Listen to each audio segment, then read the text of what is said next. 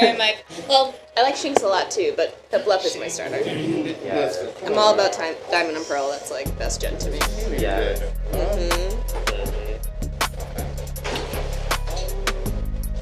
So, you tell me, when was the moment you realized, like, when during your voice acting career, like, you had that moment, like, oh, I've made it. Like, I've broken into the industry. I don't know, like, I think it's when I started booking work while living in Florida, and this is like pre-pandemic, you know? Like, that didn't happen at all, because usually you had to live here in New York, or you had to live in Texas or LA, but I booked from Florida, and who the hell has ever booked from Florida before? I don't know, but, like, you know, I think that was a kind of indicator. It's like, oh, okay, I'm doing something here.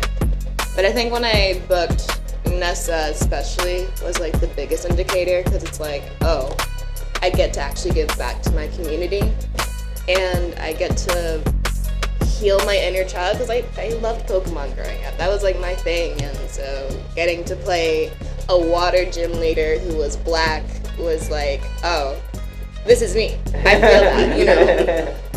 Absolutely. Oh, you can feel good. Sure. Hello, Anairis. I'm Nay, representing Lost Summer Days, and since there's a lot of people here, I guess I'll just go to one of my biggest questions that I have. So, as someone who's been a fan since hearing you bring one of my favorite characters in Pokemon Sword and Shield to life, I wanted to say that I've had a greater admiration of you, like just following you on Twitter and social media, because of the way you interact with your fans and the way that you're humble and you're confident and everything. But another big reason why I have a lot of admiration for you is because it's nice to see someone representing me, not just as like, you know, a fellow black person, but someone who is also LGBT, because I recently came out as non-binary. Oh, so congratulations. Thank you. So I want to say, if there was any advice you could give to anyone who's probably struggling in their own skin, trying to make it as a creative, or someone in the industry, or someone who just like has dreams but feel like because they are the way that they are, they feel like they can't make it. Man, my policy has always been like, be so good they can't ignore you. And I struggled with my identity as a black person. I don't think I struggled so much with like my bisexual identity. It's not something I would ever share with my parents, because I'm just like, they don't need to know my life there. But yeah, no, I struggled with, you know, accepting myself. I struggled with even knowing who I was. And I've come to learn in the past few years that, like, who I am is okay. What I present is enough. I don't need to be anyone else. I don't need to pretend to be anything else. Like, I don't need to straighten my hair. I don't need to consider, like, you know, bleaching my skin. Like, why would I even pass my mind? Because it's like, this is me, you know? And who you are, you can't, like, get out of your body. You can't get out of, you know, your soul. Like, you are you. You are enough. And you have to lean into that beauty, so. And I was going to ask one more question, because they asked two, I was going to ask two as well. But like, the second question for now is, relating to the previous question, how do you feel about the community that you've built up, like, in social media, and people, like, noticing you in cons and all the cosplayers that dress up as either Mirko or Nessa or whoever? Like, how do you feel about the community that you've built up over the years? It's still so surreal, because like a lot of my work has been done in my bedroom, so it's like I feel like I don't get to really see, or I guess feel my impact until I go to these things, or until, you know, I get to talk to fans online or whatever. But especially after this weekend, if there's one thing I can take away from my community, is that everyone is so sweet. Everyone is, you know, learning to embrace themselves. I always see everyone be themselves, like wear their natural beauty, and if they ever like struggle a little bit, I always like, you know, like to remind them, like, no, screw whatever anyone else says, be you, and like they accept that. And I feel like I've cultivated a community where like you know, it's diverse and it's loving and, you know, it's full of individuality, and I'm honored to do that. I mean, I'm not really trying or anything, but it's cool, you know, it's really cool. Thank you. To kind of spin off this question, and that was great. You know, congratulations to you, my friend. Thank you. Yeah. To kind of spin off this question in terms of just, you know, topics about like LGBTQ and all this other things like that. You started an anime called Under a Priority this year, and I think that when like, not that it went like underrated, but it's a very, very good dub. And I think you guys expressed yourselves very, very well, and it was great seeing like an all-front female cast doing this thing. What drew you to doing Under Red Priority? I mean, it's a show that can be, I think, eye-opening, but also kind of triggering in a sense as well. It's heavy. Yeah. It's So pretty what heavy. drew you to kind of do that show? So, I remember seeing like screenshots of the show like around before it got a dub, and I ended up checking out the first episode before auditions were out or anything, and I didn't know what to expect, but what I got was amazing. You know, I, you know, the main character, I relate with her so much, you know, and I'm always about media that is honest, media that, you know, may cover like some heavy topics, but it's for the purpose of like normalizing it. And I, like, after the first episode, I was like, I want to audition for this. So I like message the talent coordinator at Funimation. I'm like, hey, if auditions go out for this, can I please get it? And I don't usually like ask for things like that, but I was like, I really want this one. And I got the audition, and I auditioned specifically for Ai and Rinka because their stories like really resonated with me. They're the ones who most felt like they had a part of me that I could like cling on to. And I booked Rika, and Rika, you know, she was hard to understand because she's somebody who like, she likes to hide her emotions, and I'm somebody who just kind of wears it on my sleeve. Like I will be honest about how I'm feeling. But you know, I understand where she's coming from with like dealing with her mom, you know, not quite being in her life the way that she wants her to. I understand what it's like dealing with depression, dealing with wanting to do self-harm. Like when I was a teenager, I struggled with that. And so to be able to, I guess, channel that side of me and be able to explore it on the other side, right? Because back then I was in a dark place. I didn't think I could ever climb out. But where I am now, it's like I'm happy I'm here, you know? And I think if teenage me could see who I am now, she would be bewildered, you know? And maybe she might have tried to, you know, actually hang on even more. And I'm proud of who I've become, and I only hope that, you know, especially with One Direct Priority, that people can see those stories and know that, you know, they're not alone. You know, they're not alone in any of the difficulties faced with, you know, dealing with depression and self-harm and, you know, being LGBTQ. And, you know, I love that story. I love the potential it has to impact. And I just talked to some fans, you know, out on the floor, and they're so enthralled with the, I'm happy to be a part of something that has that effect. Because I think that's kind of what makes this job worth it. Yeah. Like being able to make a positive difference, you know. So. You three are so inspiring. People in our community who look like us, who feel like we do. It's amazing. And I just love the statement. I've heard you say it a few times now on the panel, that you would be so good, no one can ignore you or take that away. That's an amazing statement. So can you also share with us a little about what is your regime? How do you train physically so your voice can hit so many ranges and do so many great actors? The audacity of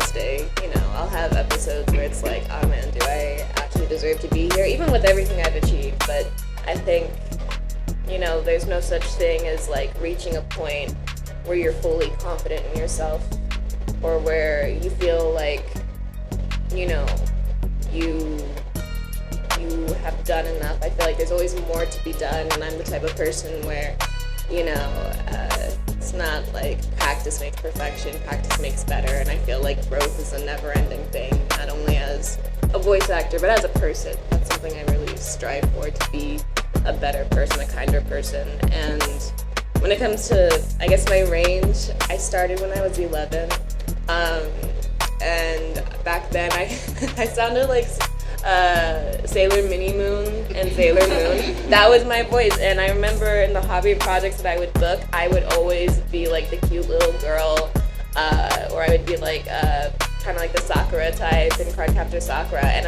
that's cute, that was fun, but I would like look at the badass characters and I'm like, oh, they're so cool, but they can't sound like this. So I remember I used to, Fullmetal Alchemist was like a huge inspiration, I guess, with me wanting to expand my range, because there's like so many wonderful performances and so many interesting voices as well. You know, it's not like one-to-one to the Japanese. It's like they try to do their own thing with like the voices, and it still works. Even Naruto, like Naruto isn't exactly one-to-one to the Japanese in terms of like voice quality and everything. Like you have like Mike Guy, who sounds so like, it's almost cartoony, but it works for him, you know, and I like that kind of creativity.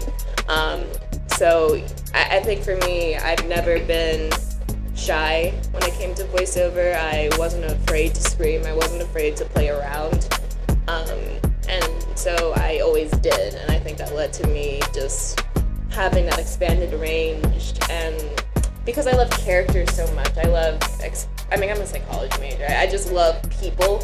I always try to explore different personalities, and I think that, you know, lends to having a range, because it's like, okay, I can access different vocal qualities, but also understand different personalities. So that's, you know, the long answer to that. And what was the second part? Oh, that was pretty much both parts. One, how did you physically train to get to range? Two, how have you kept your mental fortitude? How it worked? I did it. That's it. Hi. So we're part of Black Ramen Podcast. We're big fans. I wanted to ask you, what were the struggles that you had being a black woman in this industry? No holds barred, get no filter. We all POCs. Who we need to shut down? Who we need to not support? And if you wanted to keep it to just us, we can't. Y'all not live, right? Okay, yeah, we. So I resisted starting a career in the industry, because when I was growing up, I did not see myself in cast lists.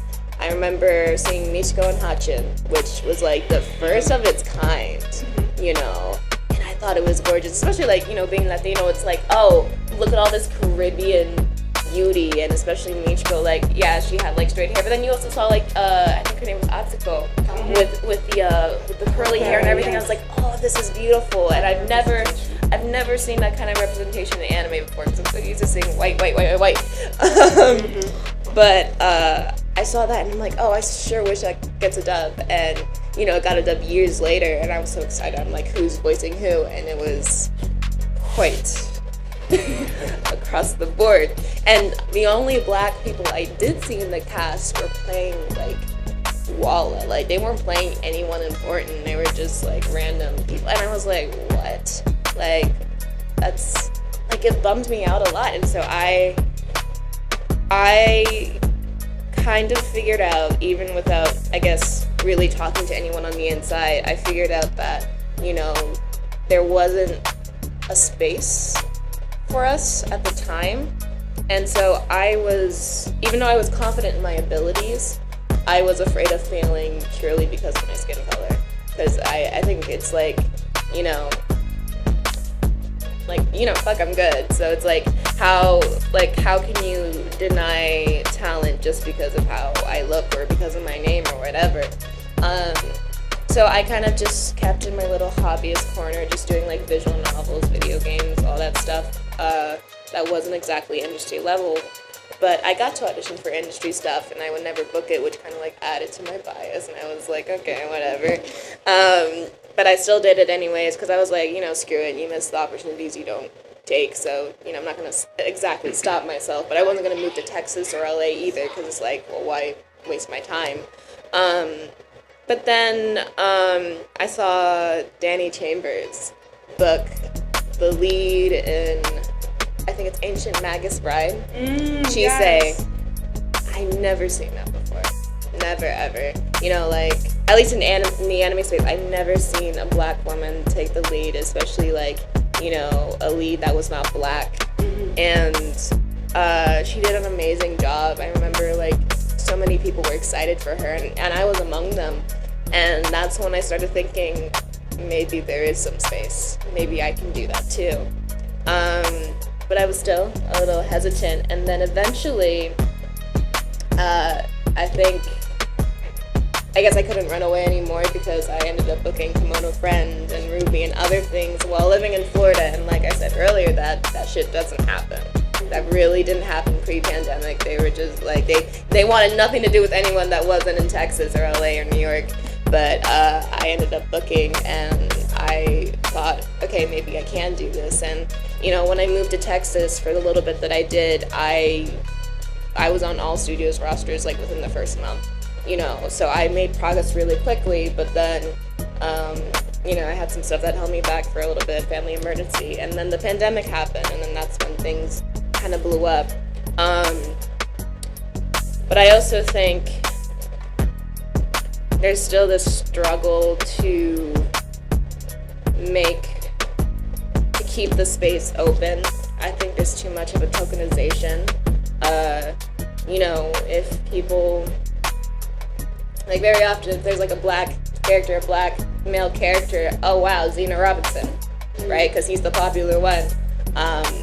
You know, over at Funimation, very often, like, oh, black female character, they'll probably give somebody away, but if they decide to branch out, they'll probably go to Danny Chambers, and so it's like, you know, it's like, hey, we'll open the door for a little bit, and then let somebody in, and then that's it. And I think that's kind of like part of the frustration, where it's like, you know, it doesn't seem like there's enough space, like there can be enough space for white people, especially because, like, you know, us black voice actors work so hard. There's so many talented people who have not been so fucking hard, still now, because, like, right now, you know, even with the success I've faced, I still need to beg for opportunities, you know.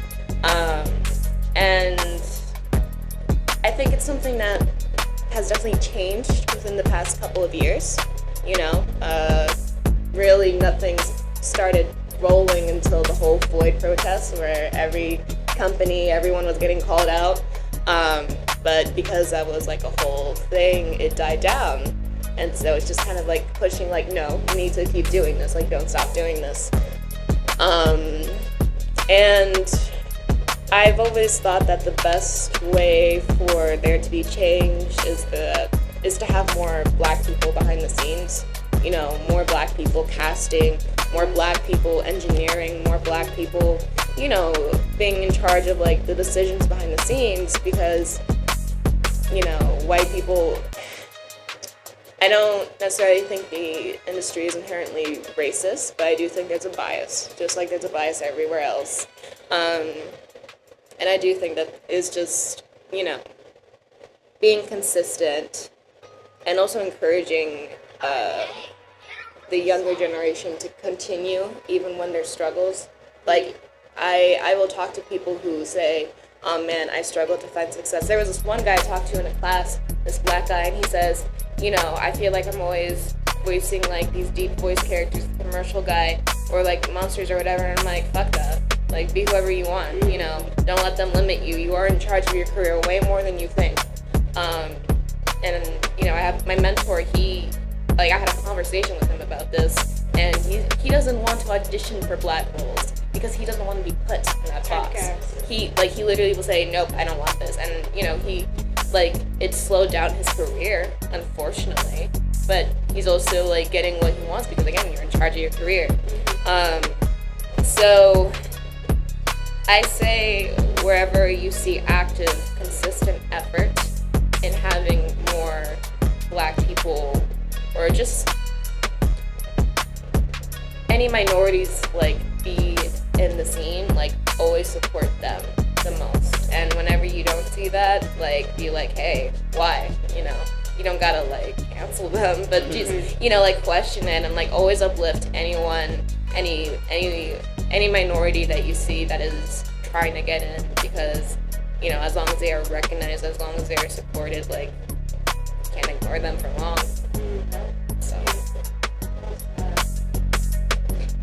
So, with the roles that you have played, what amongst let me rephrase it first. So, among the roles that you've played, have you considered yourself like a fan of any of them before you were Plush? So that's like an example right there. But yeah, like just sound off on like the various things that you've played that you were a fan of, that you were excited that you got, you know, role casted into, basically. So you mean like series that I was a fan of? Yeah. Like, Yeah. a lot. You know, when I got into like this industry, like, yeah, I was like, oh, it's really cool to be an anime, blah blah blah. But I never expected, oh yeah, in 2025, I want to be in Pokemon playing this character. Like, I was never specific with my goals. I tried to keep realistic, because if you get too specific, that's when you face disappointment, and that just messes with the mental health. But let's see, Ruby I was a fan of already. Pokemon I was a fan of already. My Hero I was a fan of already. Attack on Titan I was a fan of already. You know, it's so funny. I was literally watching Attack on Titan a few weeks before I got cast as Yelena. And Yelena I was like auto cast. Like, I didn't audition for her or anything. I was just randomly cast. And I was and I was like seeing, oh yeah, Attack on Titan is coming back. So I was like, you know, catching up because I didn't finish season 2. Oh, wow. so I was like, we're your friends. I'm so terrible with finishing things. I can love a series, but I will like, I'm like scatterbrained, bro. Like, but I was catching up with it. And by the time that I like got into the final season was around the time that I was told by my agent, hey, you have a session for the final season. I'm like, okay. And I thought I would be just like a random, like, person number 2. Like, I didn't know what the hell. I didn't know of any future characters. And then I see like Yelena's face, and you know, she's undercover when you first see her. And I'm like, oh, who's this? Isn't this Armin? Because I didn't know there was a time skip. I hadn't seen Armin. I'm like, oh, so they made him taller. Okay, he kind of grew up. He still looks, I don't know what's with the bowl cut. I'm like, shit, okay. But then, like, Mike, the director, was like, no, this is a new character. Her name's Yelena. She's actually a big deal. And I'm like, oh, cool. So, you know, Attack on Titan was like a big one. Oh gosh, I'm trying to think of movies. I wasn't a fan of Miraculous, but I did know about Ladybug already. And I think, yeah, the other ones is like ReZero. I wasn't quite a fan. I did watch it though. So like it's like a lot of things is like I've heard of or I experienced or I was a fan of, and then, you know, years later, whatever, oh hey, you're a part of it, and it's always very surreal because it's like, oh, I know that when I first watched this or when I first experienced this, I would have never dreamed or thought of it. So it is crazy. Life is crazy. There are several voices that you've done like in video games that like I wouldn't like, you know, listen to the English dub and I'm like, oh, I didn't know that she voiced this character and so on. So like a recent example would be you voicing Snow White and Mary Skeleton Finale. Oh my gosh, yes. So I was like, oh, I didn't even know she was voicing this character. So I only voiced her for that specific game because Christine Marie Cabanos was playing her before. Oh. But I guess, I'm gonna assume probably because of her pregnancy, I'm guessing like she was not available to reprise. And then the casting director was like, hey, we cast you as this character. And I'm like, okay, cool. And I got to scream and be feral, and it was so much fun. But yeah, it's so crazy how things happen, for sure. So I heard that you do a lot of type of studying voices on a role. Which role was the most challenging? Which role was the most fun?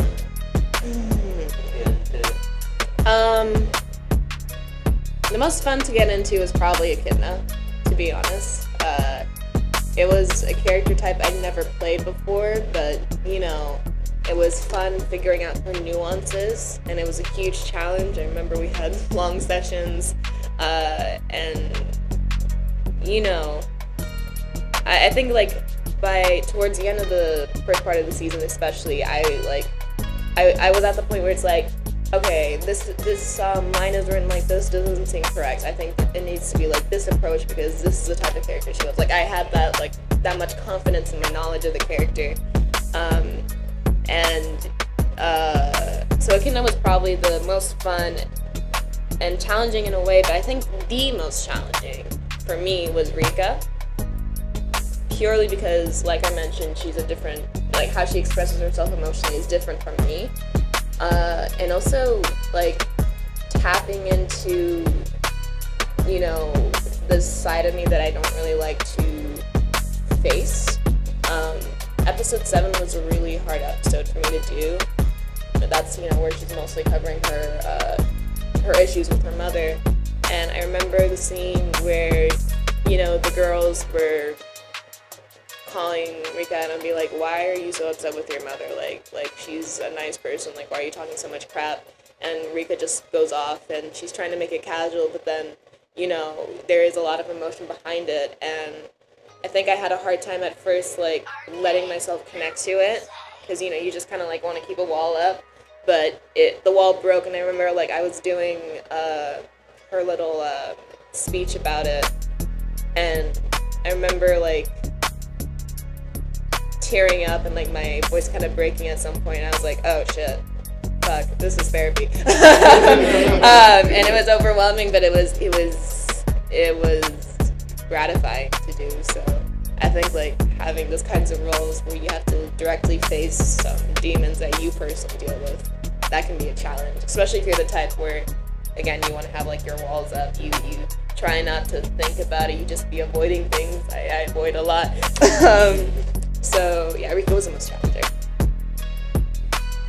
you notice a difference when you're doing a voiceover for an original English language work as opposed to a translated Japanese or French work? Yeah. No. The problem, well, not the problem, but the struggle of doing anime dubs is that you're constrained to the lip flaps, and that will ultimately be the thing that matters the most. Does it fit flaps? No? Okay, then let's do this again. Yes? Let's move on. And I'm the type of person where I like to ask for retakes. I'm not like Zeno. Zeno will literally ask for so many retakes.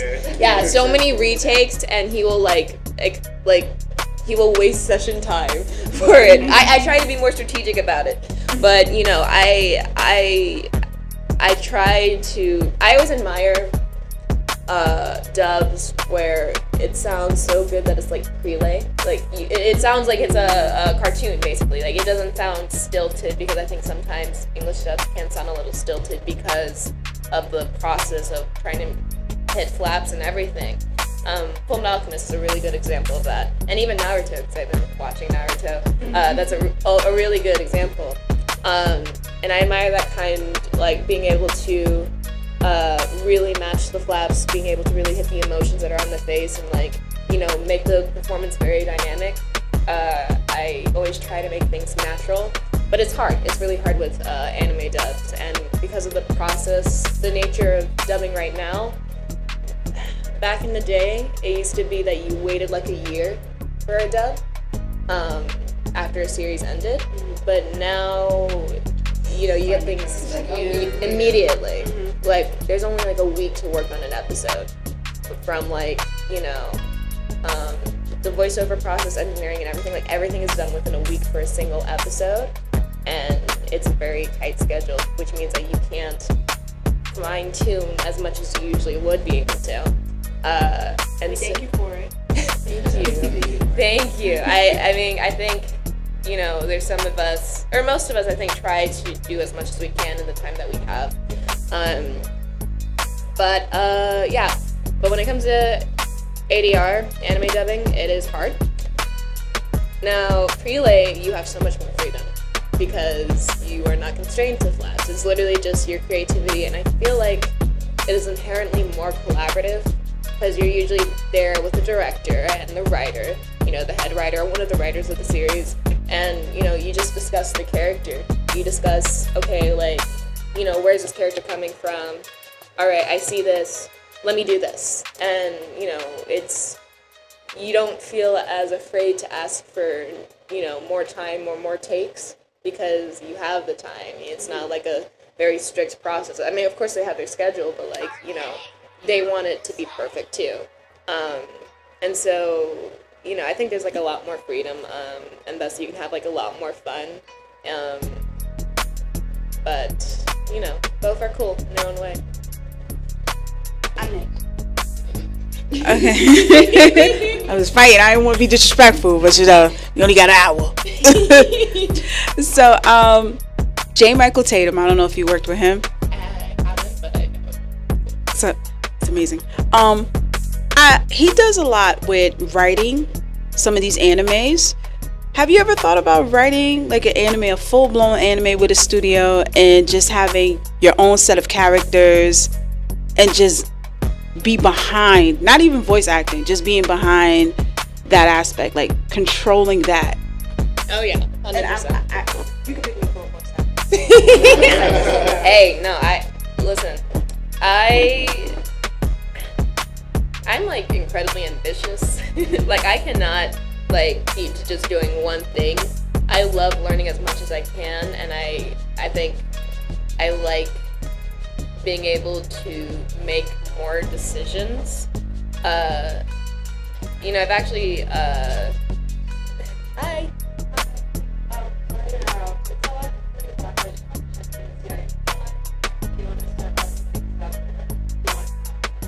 Yeah, I think we can go until 12. That's fine. Okay, cool. All right, thanks. Quick question. Is there any way to turn this thing down? Because I know it's going to come off in a lot of the audio that we're recording. That noise reduction. Yeah, I mean, I'm at. I have no idea. All right, don't worry about it. Yeah, I'm sorry. No, it's all good. Thank you. Yeah, I was kind of chilly. It's cold too. But I knew it was I was like, damn, I have to work magic with this audio. I want to be the one to be like, damn, she old bougie. I'll make it work, but yeah. But yeah, no, one of my aspirations is to get into directing. I actually have done some casting for like some indie video games before. One that I'm working on is Hero.exe, which recently got kickstarted. And casting for that was really fun because we have like a naturally diverse cast. Not because I tried to push for it. It's more of like, you know, I made sure to listen to everybody and I made sure to evaluate everybody. And I'm not the type of person to think, oh yeah, we need this specific sound. I like listening to unique sounds and I like trying to see how things can work. There was this character, her name was Spite, and I remember the way that the writer like described her character description. Like the voice they wanted was like something like Nicki Minaj, because she's like, you know, more of the hip hop type. And I was like, I mean, yeah, but let's play with it. Like, what can we do?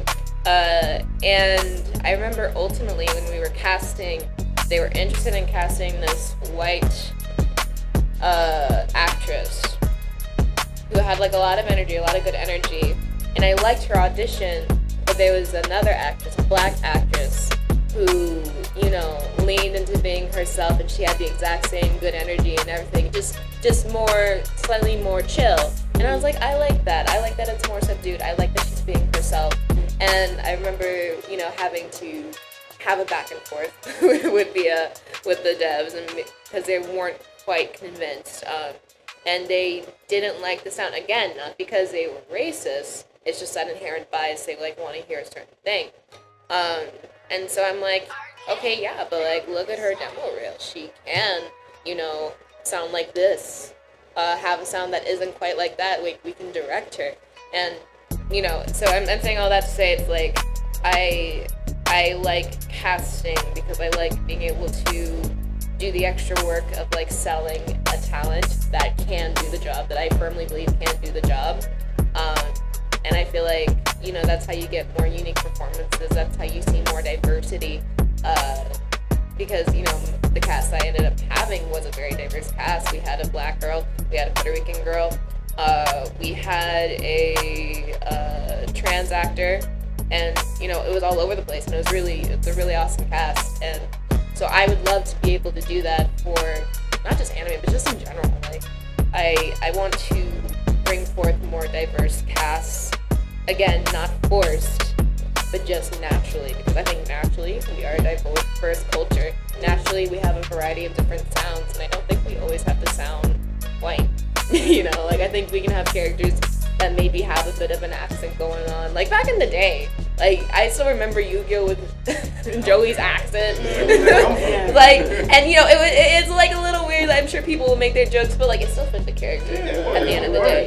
It still fit. And I think you can, like, play around with that and still have authentic performance, honest story that people can resonate with. So I definitely want to get into directing.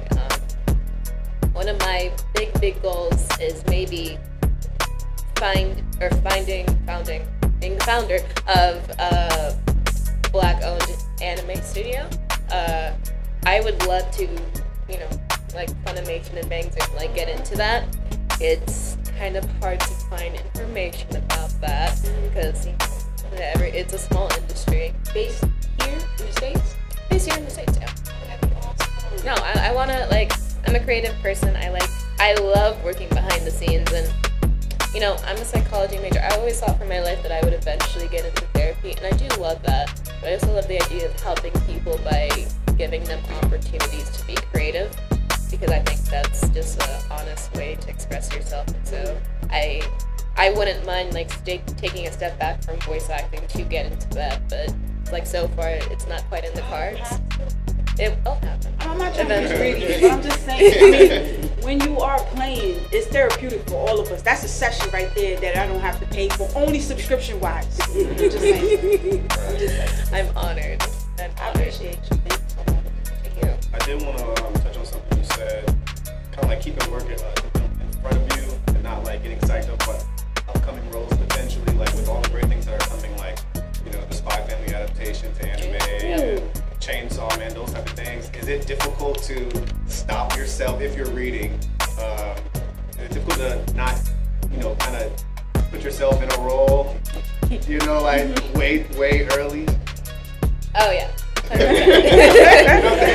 Yeah, no, like I have like some anime that I've kept an eye on a little bit, and I'm like, oh, it'd be cool. But I try to Titles, please. I will not say. I try to temper expectations. I've had opportunities to audition for things that I'm like a huge fan of, and I'm like, oh crap, I would love to be in this. I would love to play this character, and I try to tell myself, no, listen. You know where this leads. You know, this will lead to depression, to being miserable. Like, keep yourself focused on your work, because I just try to like send and forget when it comes to auditions. But you know, I've like when it came to like Nessa and Mirko, I spent like, way too long on those auditions. Because hell yeah, I wanted to be those characters. But you know, I also try to be like, okay, it's fine. But I remember with Mirko, I was thinking, yo, if this goes to a white actress, I will be so petty and not watch the stuff. I swear to God. At the very least, if it doesn't go to me, go to somebody black. But yeah, it's hard to you can't control yourself. If we could, like, you know, probably wouldn't be toxic sometimes. But you know, I think though, having that passion for a character, you know, kind of leads to having a better performance, because you'll like do the extra work. Because I think sometimes, especially like the anime we have now, like sometimes they're just throwaway anime. Like they really do be just some throwaway anime that like nobody will watch. And so it's hard to like put like a lot of passion into it. But when you have things like Chainsaw Man, things like Homie-san, and all these like wonderful works that are full of passion, even behind the scenes of the Japanese anime studios themselves. You know, you want to put forth that same passion, and you know, you want to be able to hit the nuances, be able to provide your honest interpretation. And you know, I watched this interview that Troy Baker did, and he says he doesn't audition for things. He has meetings. Wow. He will have meetings, which is basically like having an audition, but like he doesn't try to sell, you know, the character that, you know, the devs expect.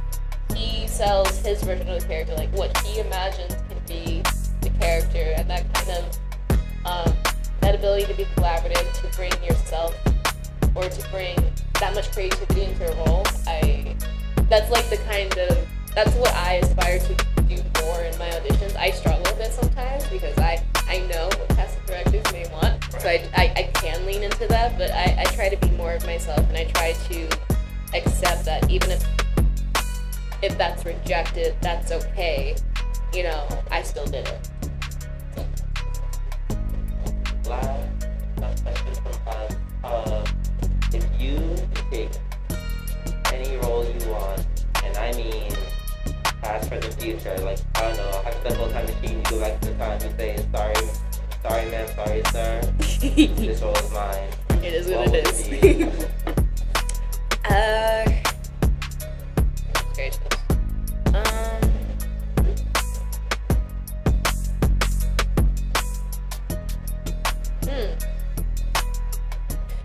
You know, I think it would have been cute to play Sakura in Cardcaptor Sakura.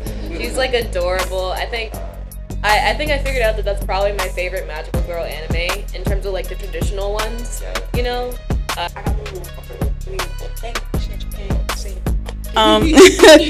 So with non-shonen being really big this year, do you think there'll be more non-shonens that are going to be like with major roles available for just you guys? Because I feel like men love shonen, they love fight, but y'all should really try some shoujo.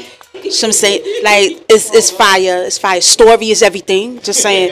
Do you think it could be big for 2022? Do you think there'll be more titles out there for more, you know, based story shoujos and romance that guys need to get into? You get lessons. Just saying. I think so. Like, I mean, I guess Komi-san came out this year, but I've been watching that, and that's like a really good shoujo. I think there's definitely potential. I think we're kind of like running out of shonens to have. Although I will say, like, one thing I would love to see is a shonen where the girl is the main character. I know that kind of defeats the purpose, but I would love to see like a badass female hero that's just kicking ass in like a popular anime, like just Claymore. Claymore. I need to watch that. I think I watched the first episode and I really liked it. It's so good. Oh my gosh. I can see you doing this. I would. Manifesto. See that? See that? Let's put it out there. Let's put it out there. No, but I definitely think there's potential. I think there's even maybe a desperation for it, because like right now the formula seems to be, okay, we have popular shonen and also we have isekai. I personally am not a big fan of isekai. Oh my god, jobless reincarnation, please try it. I will try it. Wait, what is that? That's not Muchiko, is it? Yes. Muchiko Tensei? Yeah. I like Faraway Paladin because it reminds me of that. Yes. That isekai one I like. feel. Is it an Yeah. isekai or just isekai feel? It's an isekai. It's Yeah, good. It's I like good. that one. I can see you on that one too. But yeah, I think it would be cool to have kind of like a renaissance of anime similar to what we had in the beginning of 2000, where we have like a whole bunch of diverse work. You know, we had stuff like Ergo Proxy, we had stuff like yes, like I can't even think of it, but there were so many like diverse anime. There wasn't really like, you know, oh yeah, we're having nothing but harem anime or nothing but this or that. It was just so like we had interesting shows that like covered so much of the human experience, and I think if we were to have a renaissance of that, that would be amazing. But who knows? Maybe one day we will break out of the isekai hell that we are in. I hope so. Your eternity definitely changed a lot.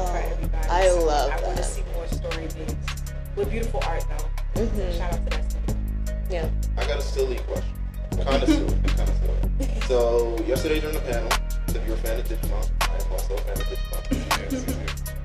What would be your crest in Digimon? What would be the crest that would define you? The one that you gotta search under a rock, meet some giant elephant monster up, and I'm like, damn, I found this finally. It's all coming together. Like, what would be your crest? What would you think? You can make one up too. I know. I'm trying to. Crest of vibes or something. Crest of vibes. Yo. I think. I mean, crest of anxiety would make sense. Like,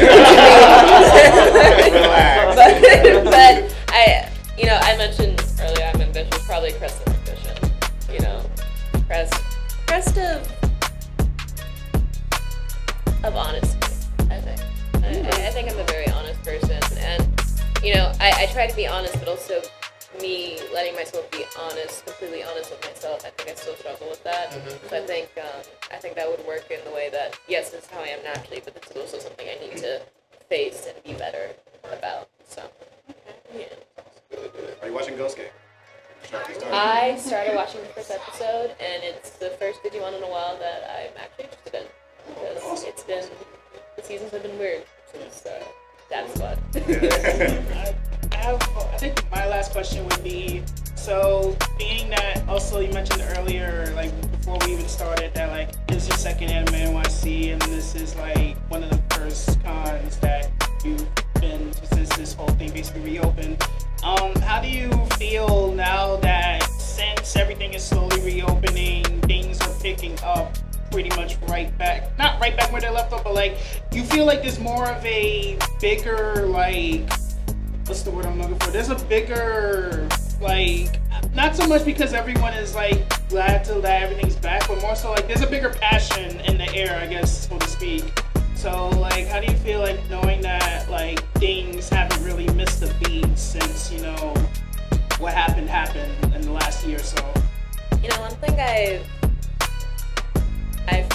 I've found is that I think ever since this whole pandemic has happened, I feel like there's more empathy between us. I almost feel like we've grown closer in a way. Like, there's still like idiots that want to like be racist or hateful. Screw them, whatever. But like, I feel like it's so much easier to relate with each other, to come to each other from an honest place, an emotionally honest place. And I think, there's a newfound appreciation for life. I don't think we realize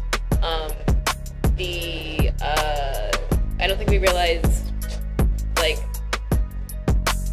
that how much we were taking for granted. How much we were taking for granted just being together like this, being able to connect, being able to laugh, and appreciate anime, appreciate all these different things.